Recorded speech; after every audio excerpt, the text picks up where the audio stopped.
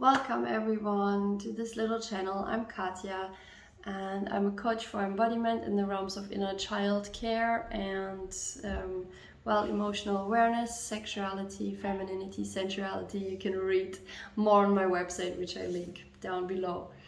I want to talk today about sex and yoga and why that sometimes does not feel good to engage in. And I have found that yoga and sex have this reputation that they're supposed to be enjoyable things and things that feel good in our bodies and for ourselves. Hence, we should always feel good when we engage in it. But I learned in yoga, when I started to dive deeper into the practice, I really realized that I had days where I finished the practice and I would feel frustrated and uneasy and sad and not good, in fact. And it was very similar with sex. When I started to explore conscious sexuality more and becoming more aware of my body, of my womb space, of my yoni, of the energetics that flow into the experience, I started realizing it does not always feel good and just pleasurable, but rather it goes through total waves of experience where there's good moments, even within the same sex setting. There is amazing, beautiful, ecstatic, feeling connected kind of experiences, and then there's also trauma coming up, physical, emotional pain, feelings of inadequacy, feelings of insecurity, sadness, anger, rage. Very common stuff that can come up in us. And why that is because I have observed, and I believe is one of the reasons, and I, by the way, invite you, those who are watching, to also share your perspectives in the comments. So my experience is that it comes up because in yoga, as well as in sex, we get really intimate. We get really intimate with ourselves, and in sex with another person, but even like through the other person, we become more, we get confronted with ourselves, right? Other person is a mirror for ourselves. So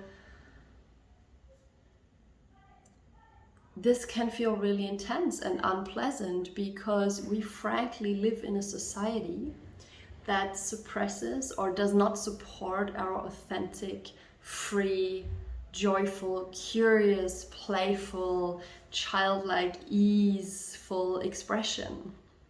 Our society is very profit driven. I'm from Germany, so there's a lot of focus on being well behaved, on not stepping too much out of the norm.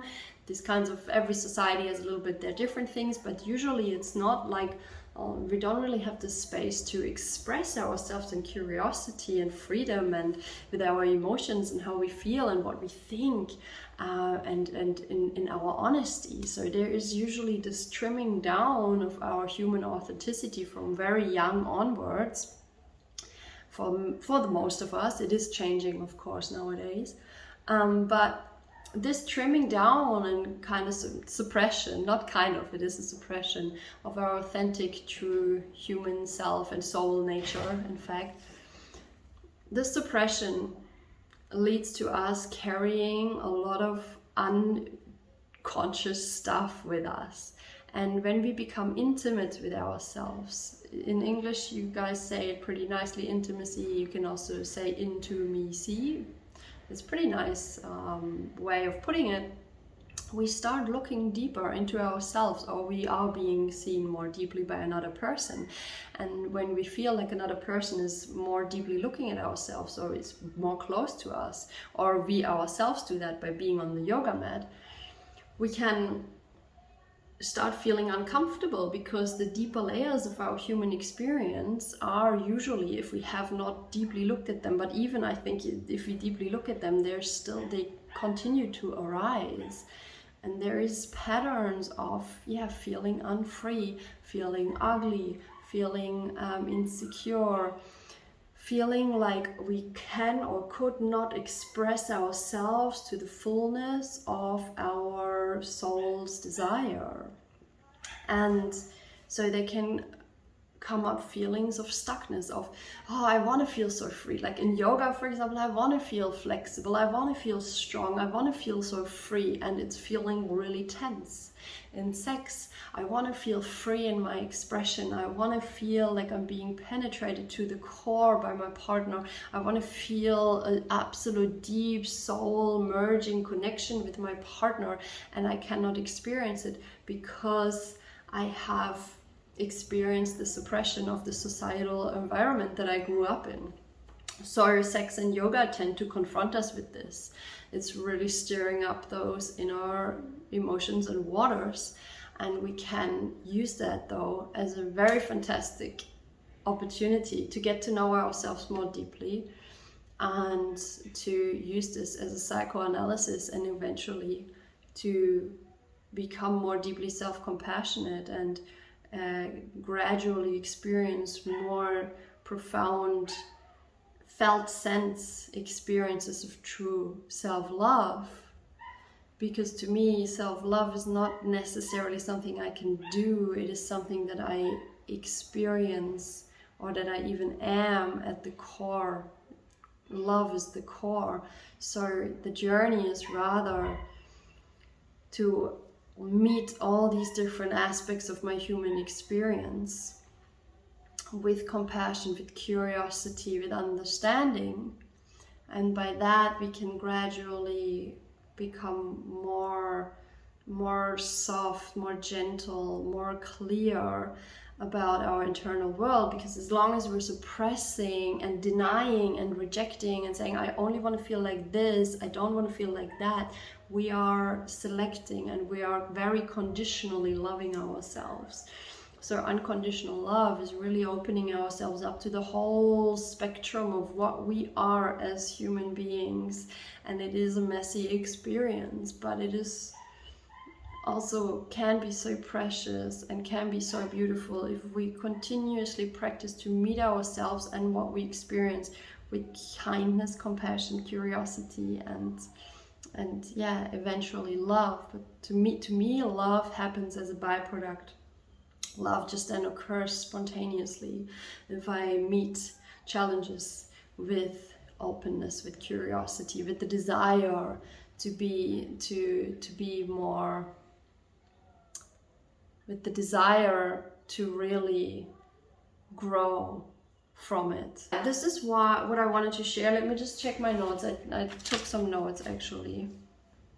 Yeah, that's all I said. Yeah, intimacy.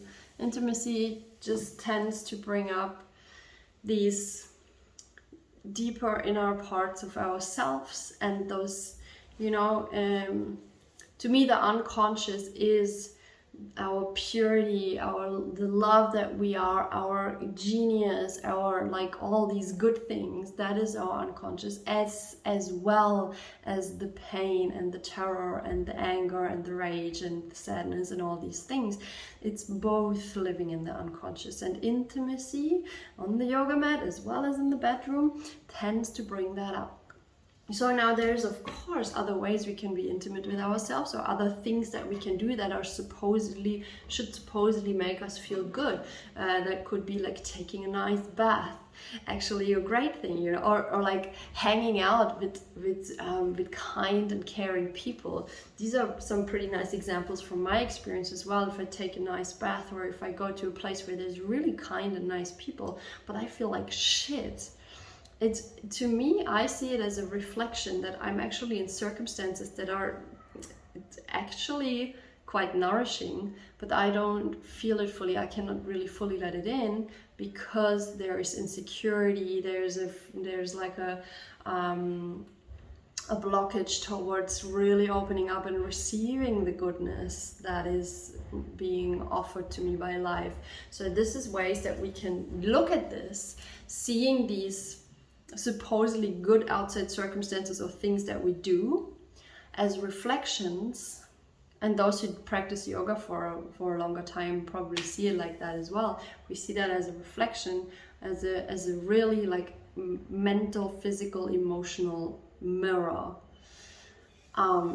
Yeah, so I hope this was useful. I hope you can take something away from it. Thank you so much for tuning in, for watching, for listening. I hope this was useful, and I wish you a beautiful day, rest of the week, night, evening, wherever you're watching this. Please leave a comment if you have something to say, something respectful to say, please. You can also give this video a thumbs up. I'd be grateful for that. And if you subscribe, if you want to hear more from what I share, this helps this little channel grow. So thank you. And yeah, speak to you through this camera again soon. Bye bye.